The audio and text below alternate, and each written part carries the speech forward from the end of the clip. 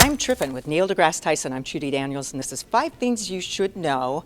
And as a cosmologist and astrophysicist, and occasionally a science communicator, actually he owns all of media, Neil deGrasse Tyson is used to being the smartest guy in the room. We had him on our podcast earlier this week and talked about time travel. Here's the problem. The time machine, for it to be as we imagine it, you'd want to be able to go forward and backwards in time, right? Otherwise, what's the point? You can only go backwards and then you're stuck there. Nobody wants that. And if you go forward, then no one knows who you are and you lost all your family members because they're stuck in your past. So you want to be able to move back and forth. However, the risk of disaster is scary. If you go into the past right, and prevent your grandparents from meeting one another, then they don't make your parents.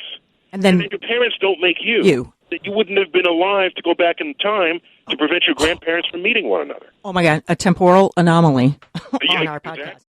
Back on Earth, we had an exclusive with Dennis Hoff this morning from the Moonlight Bunny Ranch fame. He was at the Love Ranch telling us about what happened with Lamar Odom, or is it Lamar Odoomed? Poor guy. Since the Kardashians got their hooks in him, he's been going through a 2-year brutal divorce with Khloe Kardashian. He was rehabbing himself for the Knicks, happened to go to the Love Ranch outside of Vegas just from R&R and overdosed, they say, on a handful of natural herbal male stimulants and possibly cocaine. Hoff told us the downside for Lamar is he was too tall to get into the helicopter. They rushed him to the hospital. The police checked everything. We didn't see any drugs. They didn't. And the thing that made him so famous, his height, may have been his demise because they couldn't get him in the helicopter to life flight him to Vegas.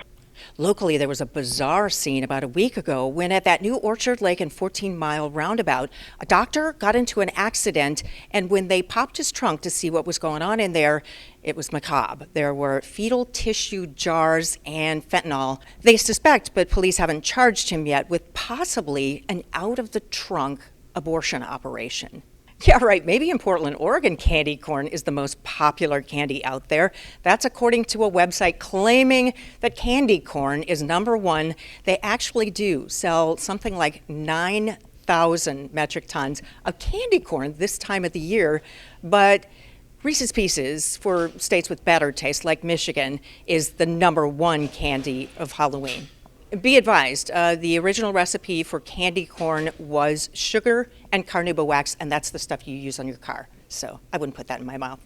I don't know why we love it, but we do. It's just funny. Chris, the little kid, only 5 years old, he thinks he knows a thing or two about women, and he's just trying to help his mom with some personal shopping. Don't you lose these for your butt?